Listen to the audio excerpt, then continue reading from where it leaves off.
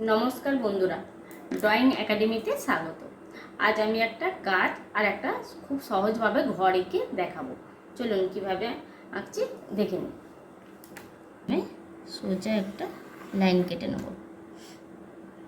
এটা একটা গাছ করে দিচ্ছি এইভাবে, খুব সহজ।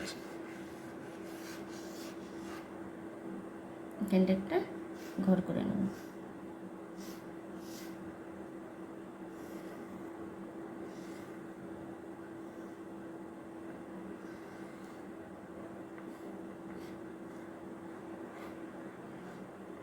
বাচ্চারা খুব সহজেই এইভাবে করে নিতে পারবে।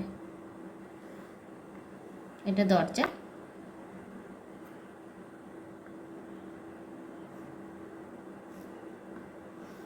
একটা ধাপ করে দিতে হবে নাপার জন্য। ঠিক এইভাবে এটা চাল।